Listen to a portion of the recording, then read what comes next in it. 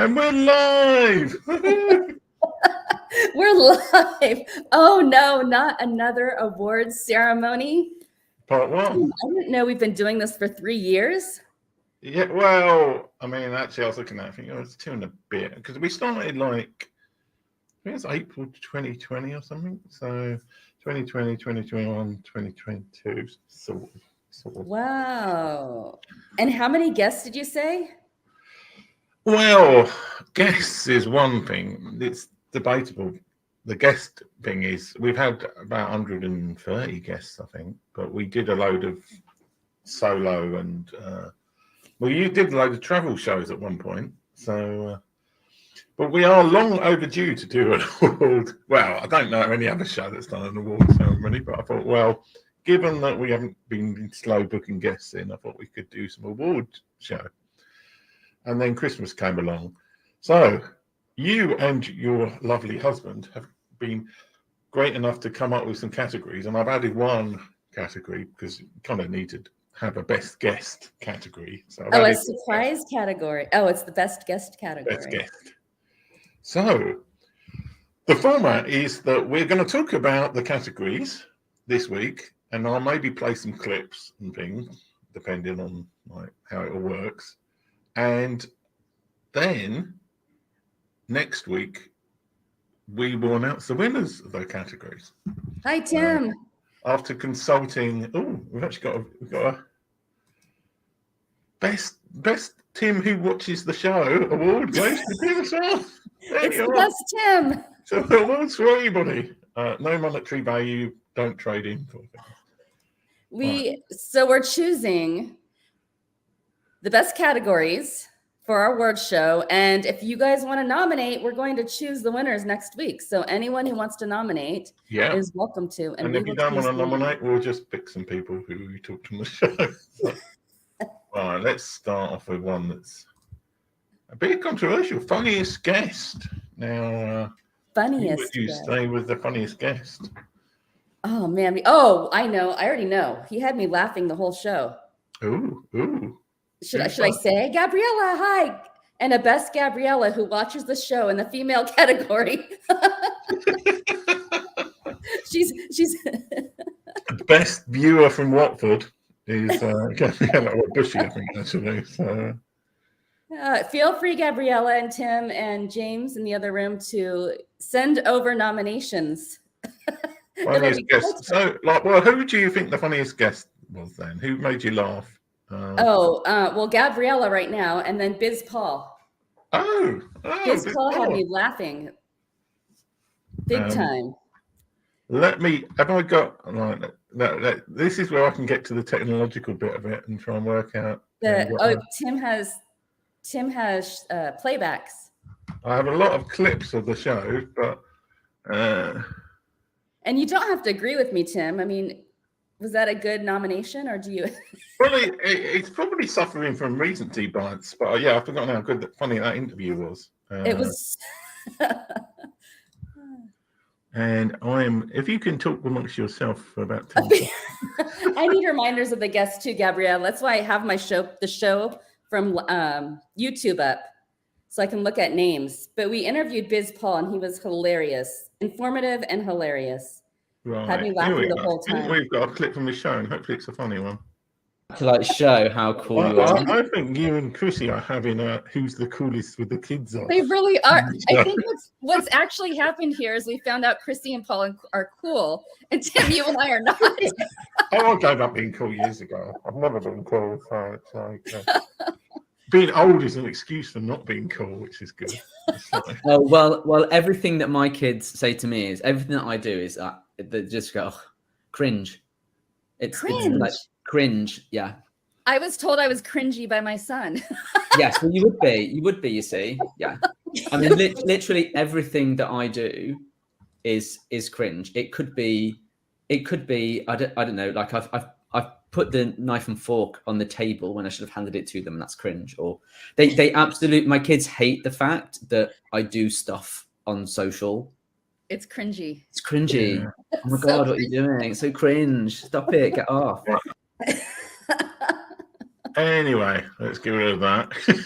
I think that was one of our funniest shows.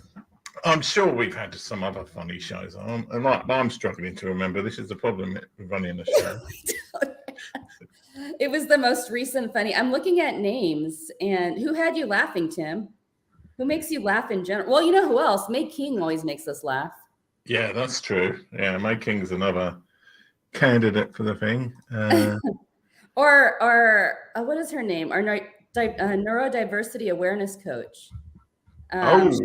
She was. Well, I'll tell you about Suzanne Kuhlberg, who was Sarah Kedge. Who did you say? Yeah, Suzanne Kuhlberg was quite funny as well. She was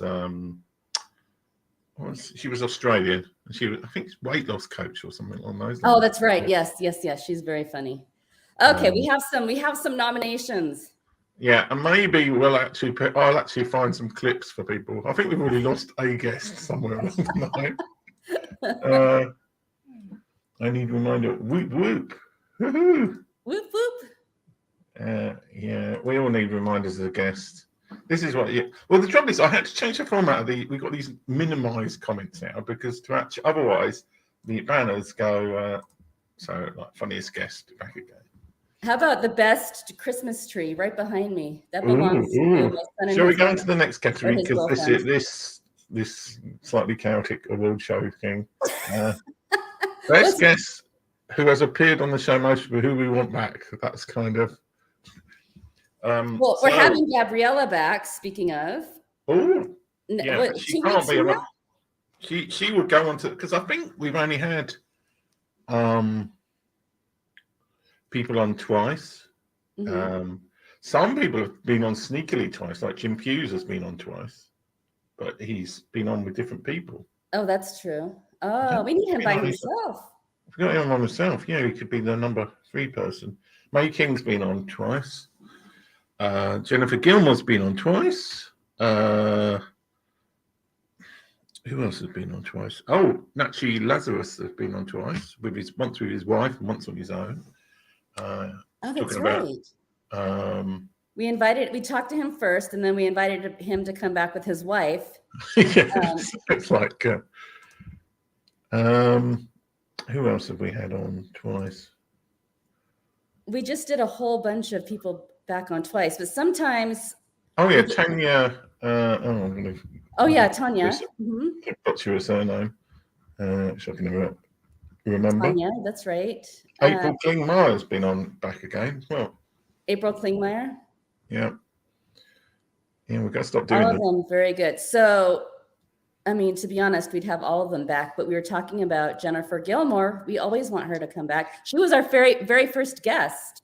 Well, I mean, as I was saying, the Jen Gilmore thing is that she's totally changed now. So even since the last time we had her on. She keeps going through really cool transformations. So it'd be fun to have her back, talk about her transformation story. And the thing is, because we've been on 3 years, people do transform over that time. And because we started the show in the midst of lockdown, people naturally went through change and transition. Marie Lurch was on to us as well. Oh, that's right, Marie Lurch. We'll always have Marie on too. And Gabriella said, so I'll be in that twice category next year. Yeah, you'll be in the double bubble category. That's right. And this one you put on, and like, I don't know I don't notice how people dress. I don't know who the best dressed guest is. I think Jay Baker dresses. He has a unique style. I like his style. Is this for me to drag out? I've actually got some Jay Baker clips. Oh, you do? That's right. You do. Just don't embarrass me. Right. Come. this, and then cut and paste this into the present thing. He has a cool style, a neat style. All right, he should be coming up in a second. Downloads. Let's see. Dun, dun, dun, dun. It's a good question. I have quite a few folks who inspire me. I'd say probably I'm very Paulinian in my reading of the Bible. This but was the actual famous Paul, I interview do where have an issue Estelle with post got completely Paul or transparent. persuado Paul, whatever, like fake Paul. It's a great issues we have interview. with the I Bible. just wanted to pass this But Paul, especially Galatians, inspires me. If I could just do that for the rest of my life, that book, I would. Anyway, enough of that. But yeah, he has got a unique style of dress. He has a unique style. I like how what Jennifer Gilmore is wearing lately. Though I'm going to go. Well, does totally. She's kind of changed. Gone. I like her style. I was going to say full lesbian, but she's gone like quite transformed. So yeah, the style has changed. Having a look through anybody who's Chad would come under a different category, I think. So Chad would for what? Most likely to dress up as a. Oh yeah, did you know that answer already? Yeah. There are some of these categories. Well, Christelle and her husband have come up with certain categories, which I think are a few. Like the next one, for example, is aimed at a certain person. Most likely never to appear on our show as a guest, but most likely to be in the comments. Who's the winner of that? Well, it's probably Mr. Valentine, I guess. It's Mr. Valentine with the winner of the best comments. Top tip. Well, Gabriella coming up with a sensible. Yeah. Well, I mean that's the thing. Like as you go along with it, and then we've got this Mr. Me, really? I just made him winner of. You just picked the best James who comments on the show. So we let James Sock watch for a while, so he was one of our early guests. Yeah, and okay, so Gabriella said top tip: make names of the categories and work them next time you're on the show. I think what she's saying is people can try to get in these categories. Well. This is what there are watch lists on the channel, but they're all by like marketing or social media or thingy, not best dressed to worst dressed category. I was going to say these categories are way more fun than the sensible, boring ones I was going to look up and try and collate. So how about most likely to appear late on the show? Yeah, that's probably me, to be honest. Yeah, well, some people are like, right, guest farthest away. I don't even know. Is Australia farthest for both of us? Yeah, probably. Australia's pretty far from anyway. So would it be? Well, we've had a few Australian guests actually, haven't we? We've had Carl. Is it Carl Stefano, who's the llama farmer stroke educational guy. We've had Fiona. I've forgotten what her surname is. I'll get mixed up with somebody else, another Fiona I know, but it does child safety care. Who else have we had from Australia? Both of them, and I guess we'd have to know where in Australia and how far away in Australia, but the two Australians I'm thinking are the farthest from both of us. There's a guy from Vietnam we had on. Well, I don't think you were actually on that show, so I think Australia is the hardest to get guests from as well because of the time difference. Well, you'd think so, but a lot of the time they're so used to having to do like an interview at 11 o'clock at night or 1 in the morning or something, they'll just do it. It's people who are a bit the number of guests who didn't want to do 6:30 in the morning in California was surprising, but it's more the Californians that don't want to. Yeah, don't want to get up. I'm just scanning through the list of guests now for people Any other random Australian? Well, I mean, obviously, we got Nachi and his wife. They're in India, but that's not that far. Peter Eric was the guy from Vietnam. Okay. May King was my co-host on that show. Actually, you were. I don't know what you were doing. You were getting married or something. Oh, Gabriella was joining us from LinkedIn. That's new. LinkedIn is our new place where you can. Well, yeah. I mean, it's a bit like it's doing well on LinkedIn. Though I don't like the fact that it's on my profile. Not because I don't like the fact that it's on my profile because I don't like the show, but because it should really be on the owner and not other live show. But LinkedIn won't let you do live streams unless you've got like 500 followers or something on there. Nice. So obviously it's got about 4. Yeah, we've had so many people on the show. I'm just scrolling doing this list. Probably had some other Australians somewhere. We probably need somebody from New Zealand to come in and just run away. Maybe our goal in 2023 is try to get someone from every country. That would be fun. We might need people to nominate. Well, we're not going to get somebody from every country because there's like 192 on there. Well, we've already chipped off UK. We've chipped off America. We've done Ireland a few times. We've done Croatia. We've done France. We've done Spain. Nobody Portugal. We need Afghanistan. I think we need a few more before we start wondering about Afghanistan. We need Iceland. We need people to nominate from every country. That would be great. We've had 2 people from Kenya, the Africa Tweet Chat. Oh, there's a lot of countries in Kenya. Well, a lot of countries in Kenya. There's one country in Kenya. There's one country in Kenya, in Africa. Anyway, before I get so we probably think it's Fiona or Carl. I think it's Carl. I think Fiona's in Melbourne, and I think Carl's in Sydney. From what? Okay. Do you have clips from Carl? Because that was fun. We brought him on because 1, he was an educator during lockdown, and 2, because he actually had a llama farm. Yeah. Which was incredible. Let me scroll. I've just got to find his clip. Oh, here we go. Yes, this is the ideal clip. He's great. He was a great guest. Video. And he's answering the question that we all want to know. Just in the obvious one is size. I always say to people, llama is more your horse type animal. Alpaca is probably more your sheep type animal. So they're a smaller animal. You probably then have issues with, be easier to handle an alpaca. But alpaca fleece is probably a lot softer and finer. Llama fleece is probably more your horse coat type thing. But yeah, generally I've seen people that have both, and they say they're all lovely. You get to know them, and they're great. They keep to themselves, but. Carl. Yeah.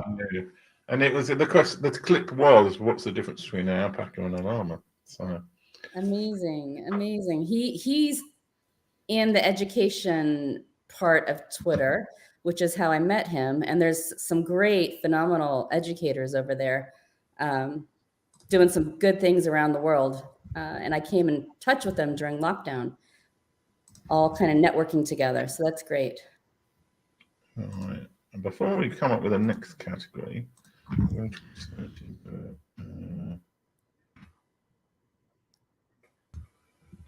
yeah. So I've got a clip ready for the next one. Okay, here we go. Most likely to show up. Sometimes you put up a category for very specific people. I suspect this might be for Chad Laney. Oh, what the hell is it? Illa Peterson. That's it. He puts Chad Laney's man, but Laney's his wife. So it's kind of I think it's more a kind of a nickname than anything else. But yeah, he's Illa Peterson. So, do you want to see the clip? Let's go. Let's see, Chad. Are you showing us him as an Oompa Loompa? I think this is the right clip. Might not be. So, anyway, it's a clip of Chad talking about him and meeting people at airports. why were you dressed as an Oompa Oompa guy, and who were you waiting to pick up at the airport? So that particular outfit has a religious background. No, I'm just kidding. Charlie in the Chocolate Factory. So my buddy John Capos, he's got a chocolate place, chocolate shop in Australia. We had met through Snapchat, and we were both going to Social Media Day Denver. And he mentioned he needed a ride from the airport, and I told him, I said, why don't we pick you up? That way we can hang out a little bit before we get to the conference, and everybody's all Chocolate Johnny, oh, I can't love you, and whatnot, and go all fangirl on him. So my wife and I picked him up. And a couple days before, I told my wife, I said, he's always using Oompa Loompas in his Snapchat story. Why don't I pick him up as an Oompa Loompa? And she's just like, oh no, because she knows we're both theater people. That's how we met. Was in the theater, and she knew I would do it. So we threw this together, and here's what happened. It's Chocolate Factory, and I heard he's coming to Denver, and this could be my big opportunity.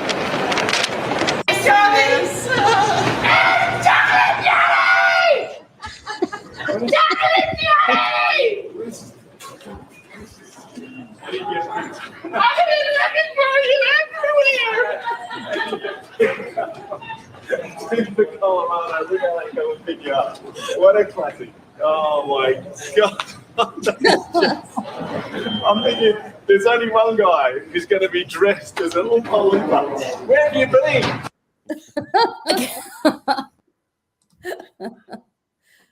And so I think Chad might also be in the running for the funniest person as well. I think so too. I think we're getting forgotten about him because it was a while ago. That's right. I forgot how funny that was. Might have to get old John Capos on as talk about the therapy it needed on.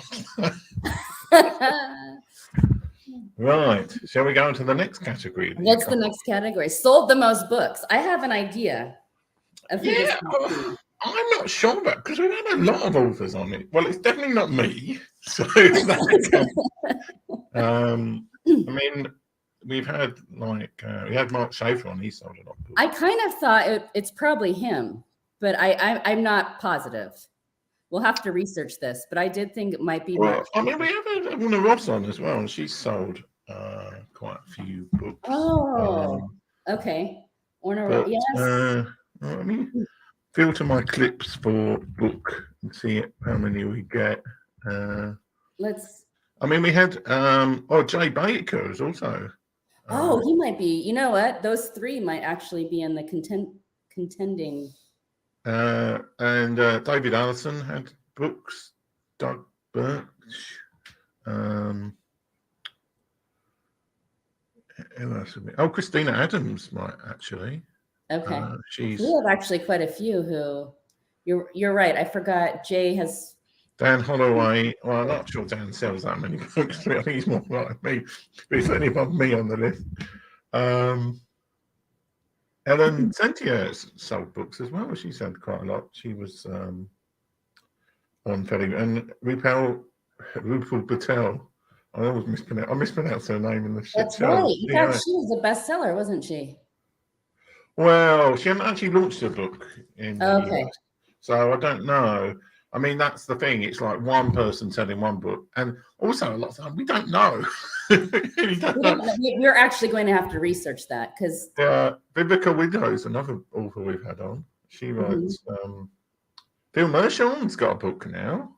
I'm not sure he's published it yet. Okay. And that's just me looking for book, the word book somewhere. That's right. Top. That's right. Okay. We have a few. We're actually gonna have to research this one, and maybe show some other books because they're interesting. Well, yeah. So, you can do the research for this one. I'll have to Wikipedia it. Okay. Let me go back and change this search thing because this next one has a number of possibles, none of which I can remember. What is the next category, Tim? The next category is the best answer to the free animals question. Let's see the clips. Well, there's a lot. Well, it's not. We've got like 10 clips. Well, okay. Well, they're probably not that long. So if you get bored, then we'll have to. We need to bring this question back. Starting off with the person you were nervous about. Jay, if you had to describe yourself using 3 animals, which 3 animals would you pick? A turtle, a wombat, and a cat. Ooh. Why the wombat? Because actually. Well, turtles are slow and steady, and they live a long time, but they're consistent. A wombat lives in the tree trunks, and and they have strong backbones, and that's how they get their food, is by boom, boom, boom, getting things trapped into their little tree trunks that they live in. And so they're really cute. So I love them, and so I'd like to be cute and have a small enclosed place to live in. And a cat is, obviously they get to nap all day and be snotty, but be loved for being that. Like, oh, those cats are just, they're so they just, they're aloof, but it's okay for them. So and usually when you're an introvert, everyone thinks you're an aloof asshole, especially if you're like a speaker and a writer. Then they just think, oh, he thinks he's too good for anybody, when it's like, no, I'm just actually kind of scared to talk to you, or it will zap me of all energy. I want to talk to you, I'm just nervous. Mm-hmm. He had good answers. I forgot about his answers. Yeah. Great answers. Well, the next one was supposed to be Lenka, but for some reason the clip doesn't work, so it's going to have to be Christina. You had to describe yourself using 3 animals. What 3 animals would you pick? Stop it. We know it's not a llama. I already know that. Maybe maybe on what llamas are. Gosh. I don't know. I'm not, I'm so bad. I'm not going to answer the question correctly. I'm just going to say there's no correct answer. Okay. So I'm not going to do the 3. But I would say a lion. And, of course, my astrological, right? My sun and my rising is Leo, and we are lions. But really, with that, I feel like I rule my jungle, and I don't rule my jungle with a loud roar, because I'm actually a very quiet person, and I'm very introverted. All right, on to the next one. We've had some really good answers on these.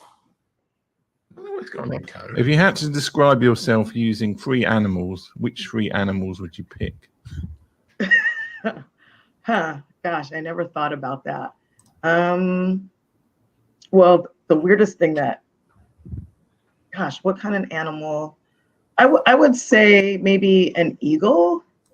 It soars high above everything and I don't have great vision, but it has great vision to see, Well, it's got eagle with glasses. So we'll let it soars really high, but it can, see very precise at a distance. So I think that came to mind for me, being able, the big picture plus the tactics. What else?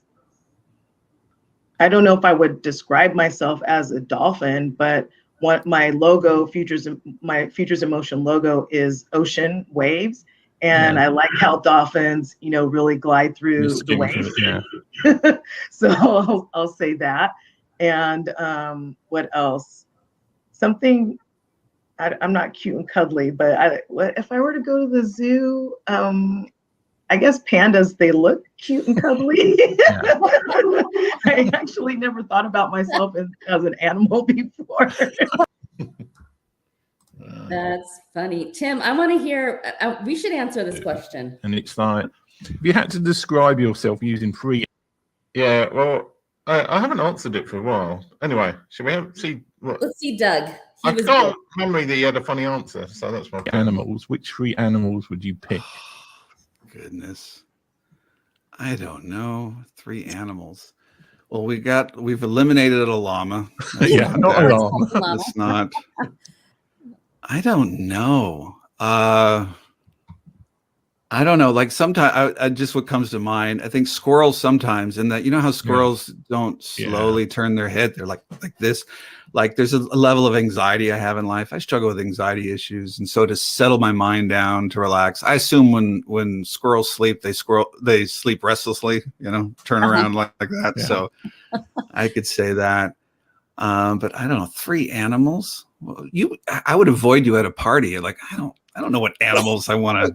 You just said it was the whole thing is like some people you ask and instantaneously they say like mongoose, lion, pterodactyl or something like that, and I'm like, what? Right. And other people are most people are like you. Actually, it's kind of like, oh, let me think about it. Well, here you go, duck-billed platypus, because the duck-billed platypus, it's like, what is that? And I've never felt like I fit into any group.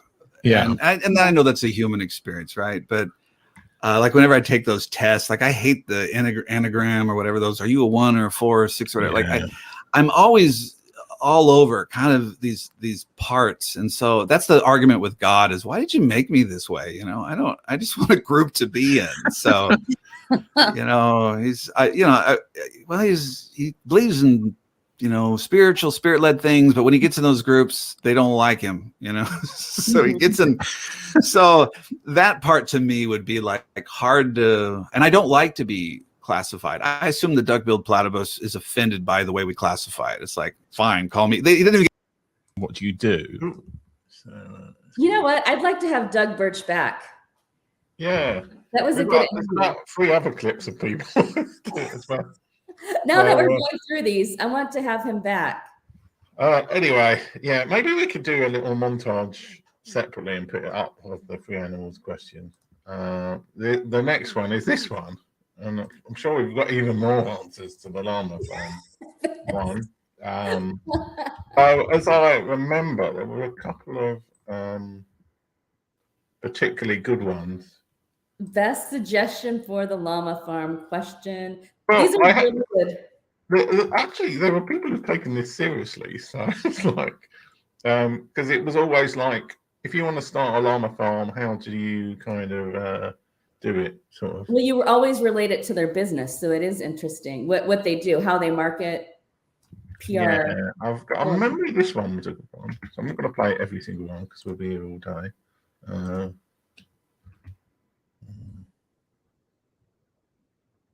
Hopefully this works. Hopefully it's the right clip. Here we go. I'm excited. What about the llama farm, Christelle? Are you ready for that?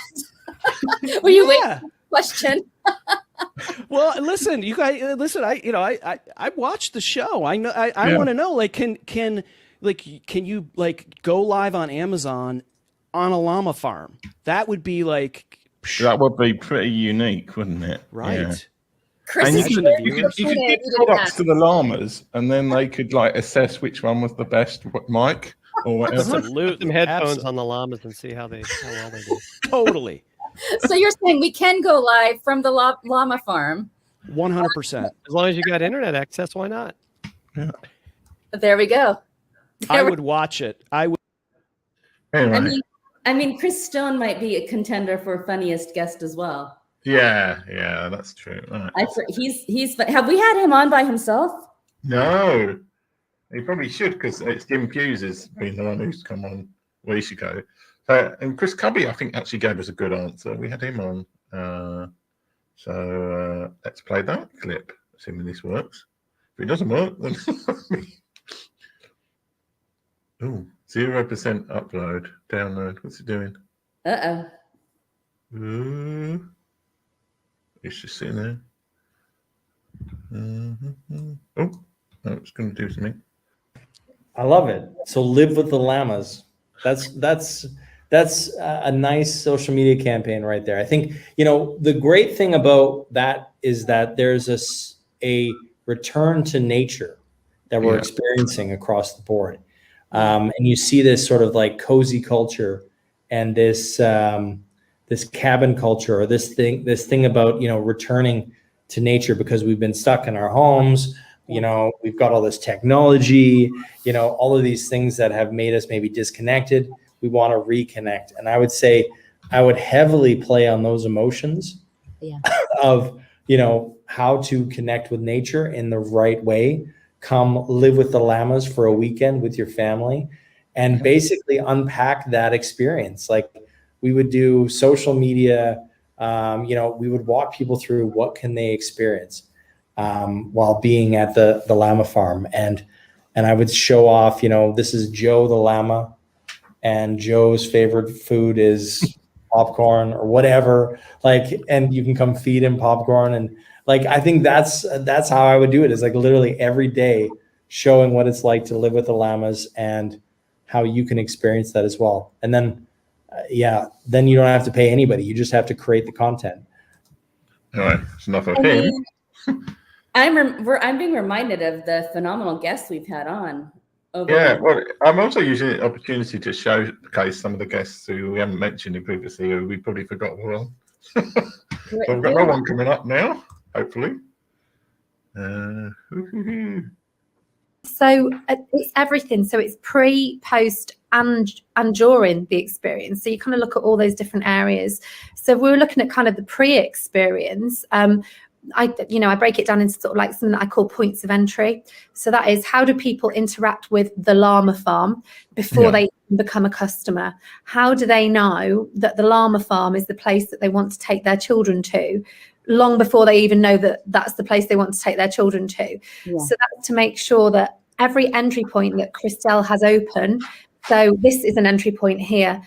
Facebook message could be an entry point, a telephone call could be an entry point, an email could be an entry point. When Christelle meets with somebody on the street, that could be an entry point, to make sure that every experience and interaction that she has with a member of the public is a good one. And that if it's a digital entry point, that there is strategy behind it. And every single one requires a strategy to ensure that people have a great experience at those, so they do become a customer. When they're at the farm, so when they become a customer, you know, what are they having? You know, is it that they come and they walk with the llamas? Is it they come and they feed the llamas? You know, what are the different experiences that you offer? And then what are the experiences like with the staff? You know, how do Christelle's staff interact with the people that visit the farm? You know, how do the employees feel about working at the llama farm? What are we doing to invest in employees? What are we doing to make sure that customers have the right options for food? What are we doing to ensure the safety experience? What are we doing to ensure that there's a good booking experience? What happens when they've left the llama farm? Do we talk to them and follow up with them? Do we send them emails? Do we send them vouchers? Do we send them a text message to tell them there are offers going on at the llama farm? These are all tiny, tiny, tiny parts. There are millions of components to this. So those are just, you know, a few surface level examples. But, you know, customer experience is all encompassing. It's not just about how your customers feel. It's about everything that you do. So, how long is a piece of string? But there's just a few examples. People have thrown themselves into that question with real gusto. I mean, they answer it phenomenal. Did we include the category, Tim, most watched guest? Because I think I know the three top. If I'm Well, I was trying to do some analysis last night, and it's difficult because Facebook is, for some reason now, it keeps sending me to this. It doesn't give me video views on the live streams, which is a pain in the neck. B, it gives like impressions and things for only the last 3 months or so. So I guess it's tricky. It's tricky because it's hard to tell Facebook. So on YouTube, it's Ernie from Mexico. And I'm trying to remember what most. I think the top three, if I'm right, it's Ernie number one. Then and it's either Mike or our TikTok friend. I think she came in. Well, I have another spreadsheet about this. Hang on, let me. I think she came in the top three, actually. Yeah, well, it's again, it's what do I? And that came pretty fast. Number one was Mexican retirement with Ernie Backer. Number 2 is interview with Mike Phillips. Then it's Jonathan Lowe, San Diego police officer. It's a show we've all Oh, forgotten Jonathan is number 3. about. Wow. Well, and then it's TikTok to interview with superhero fan 3000. I can't. We do. Well, I think we know what her name is, but we're not allowed to use it. And then it's Natasha Link. Then Silky Donnelly. Okay. Then interview Ramin Finch. I was going to do a best walkout by a guest in the interview, but then I rewatched it and it was like, well, yeah, I think he's worried about his girlfriend, so it was not quite as bad as it's. Oh, the one who walked away. He walked off for 5 minutes in the middle of the interview, and we were like, oh yeah. And Kimberly Dudley, who I had the pleasure of meeting briefly in Vancouver. Then Petter Nork, Radon, and Natalie Pivers, who I interviewed about genealogy. And she was very high on the Facebook side as well. Like there are people like Lauren. Well, she's not actually called Lauren Gritman now, but Lauren Gritman was on Facebook. Had a lot of views. She didn't on YouTube much.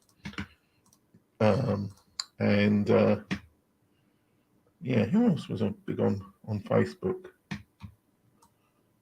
Oh yeah, I didn't write that down actually. Yeah, when they get that many on YouTube, that's impressive. Oh yeah, Jen Gilmore was big on Facebook. Yeah, and Kathleen Adu, and Jay Baker were big on the Facebook side, but they weren't so big on YouTube. Okay. So yeah, which comes on to the next. Well, do we want to play some more llama question interviews, or should we go into the final category, which is best guest? Oh, best guest. Who's our best guest? How do we even choose this? I have no idea, actually. I mean, it would probably come down to basically Ernie Backer or your therapist, Mike Phillips. We learned a lot from Mike. He was in the middle of lockdown, and so he taught us a lot. And then Ernie actually was very educational as well, as far as why do people move to Mexico, the best ways to stay safe, all of the questions that we had. Oh yeah. Well, the thing is he's very, very thorough, and I still watch some of his videos now because he's somebody who doesn't put the whole shiny unicorn rainbow thing on moving to Mexico, but it's like he gives you the facts. Yeah, and he's also like there's only like there are people I've done this with, but he's somebody I had no connection, and I kind of stalked his YouTube and commenting and kind of like just trying to get somebody who's a Mexican expert on the show. And yeah, so it's like it was actually me outreaching and getting on. I need to do a bit more of that. Can we play a tiny clip of each of them, Mike and Ernie? Yeah.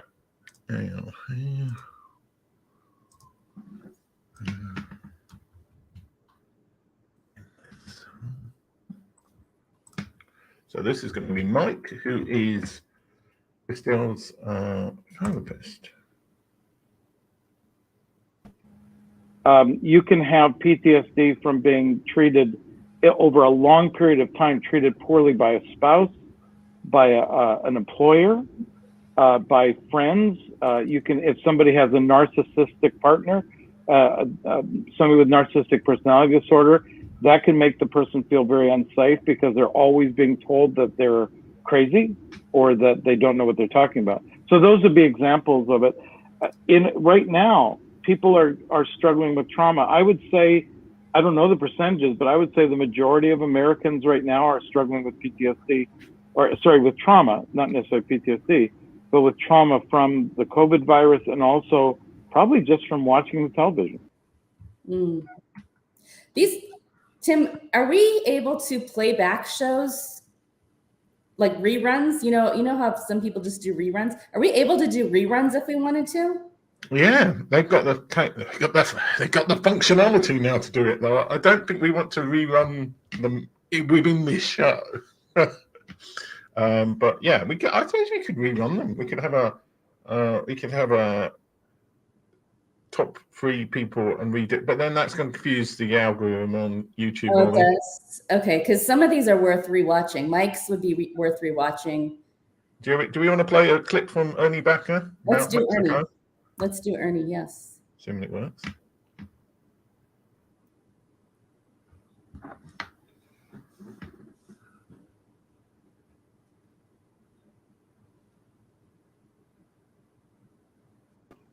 Crime is changing here. One of the things that I get, and this is ironic that you asked the question, is one of the things that I get from my former colleagues is when I tell them, oh yeah, I'm living in Mexico. And you got to remember that we have a different view of Mexico because of our job. And I tell them, no, I'm living in Mexico. Oh my God, isn't it? It's dangerous over there, isn't it? How is it? What I tell people is, does crime exist here in Mexico, and is it dangerous? Is there cartels? Yes. But, and you hear this argument on Facebook, and I'm going to use the classic argument, which is kind of a fallacy, but it's not. But there's people that live in New York City, that live in Chicago. Is Chicago safe? Yeah, certain areas of Chicago are safe. Is New York City safe? Yes. I've been walking in New York City at 2 o'clock in the morning, not in the Bronx, in Manhattan, maybe. So what I stress a lot, and I've become very controversial. And one of the reasons why is because my videos say, is Mexico dangerous? And nobody ever gets past the title. No one watches the video. They just see the dangerous part and start arguing and start saying, no, it's safe. And I feel safe. And I live in this place and it's okay. One of the things that I stress is that security, it doesn't matter where you live. You come from San Diego, from the UK. I bet you in San Diego, you can tell me a lot of places that you don't go in San Diego or in LA. You just don't go into those neighborhoods. I bet you in the UK, you can tell me places in the UK you don't want to visit. And it's the same thing here in Mexico. The thing that's important as far as safety and danger and all of that stuff is just being aware of what. So yeah, I slightly clip that clip a bit more than. You know who else I thought was we've had quite a few guests, and it takes me a while to remember. But Sarah Kledge, was that her name or? Kedge. The neurodiverse coach, I believe she is, and she runs quite a group for neurodiverse entrepreneurs. I think I would nominate her as well. I mean, we've had so many incredible nuggets from every one of our guests. It's hard to nominate, but do you have a clip from Sarah as well? Yeah, already on it. This has turned into the ultimate clip show. Like, they always say, like, the Simpsons used to have like the oh no, not another clip show. So right, hopefully this will work.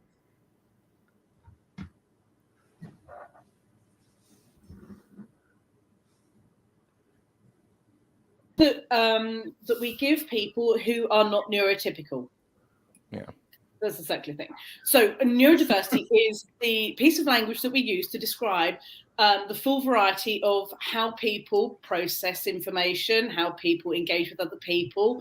And there are a set of labels that and identities that sit within neurodiversity. And they identify those people who sit slightly at the further ends of the spectrum of the natural makeup of people's processing.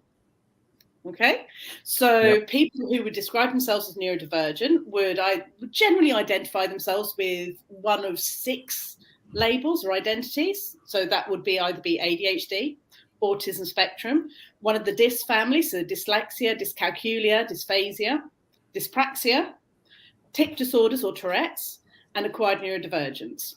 So that's the group of identities that come under neurodivergence. She was greit. How do you choose?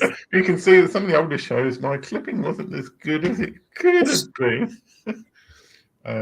I can actually, and I was going to say Lauren Grootman as well, because she got a lot on Facebook, a lot of views on Facebook. She's not so much on, but she's now known as Lauren Cabello because she got, well, she'd been divorced for a while, but she hadn't stopped. She was still using her previous name. So should I play a clip from her? Let's do that. Let's do Lauren. And then that's probably, we're running out. We're getting 2 minutes. We're getting too long. We're getting too long. But yeah. Right.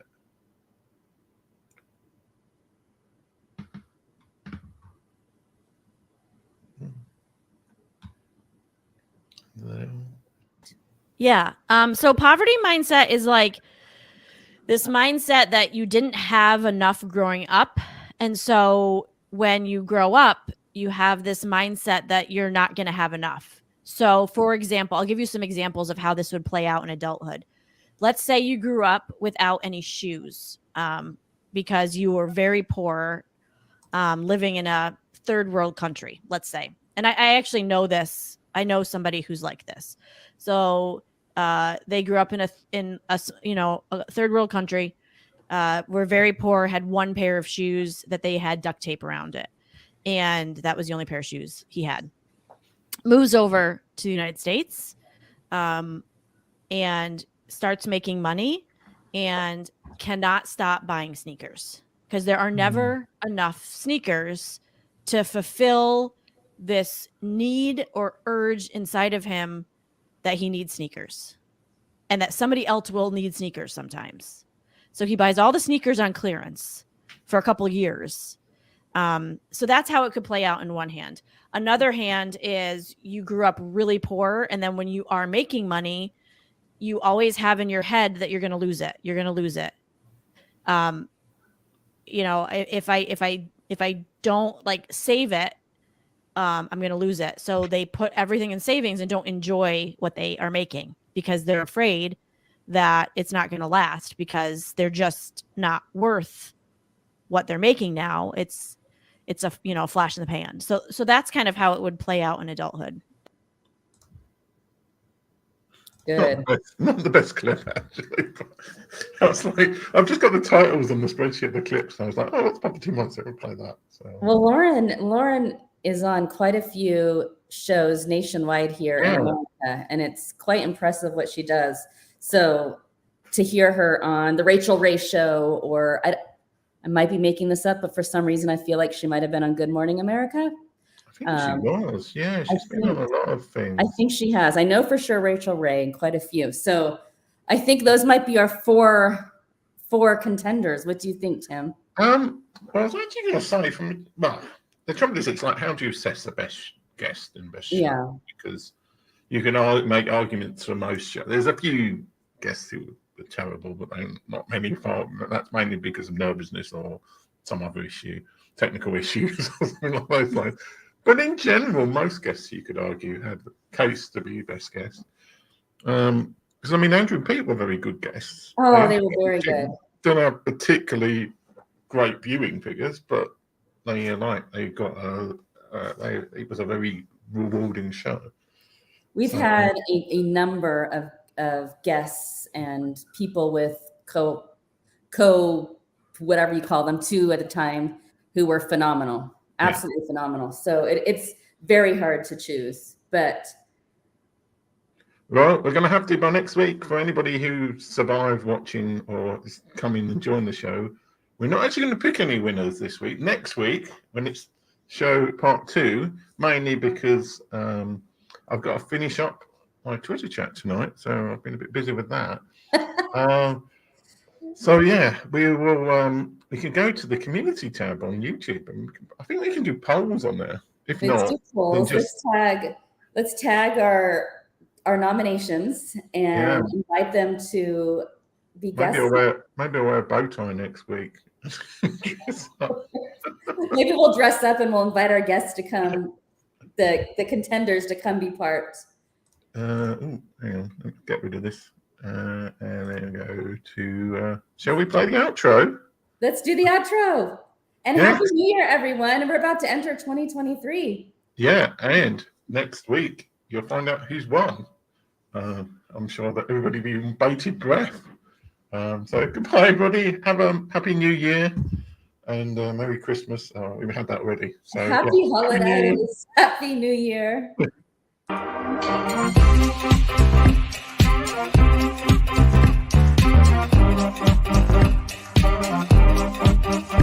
This is what God requires.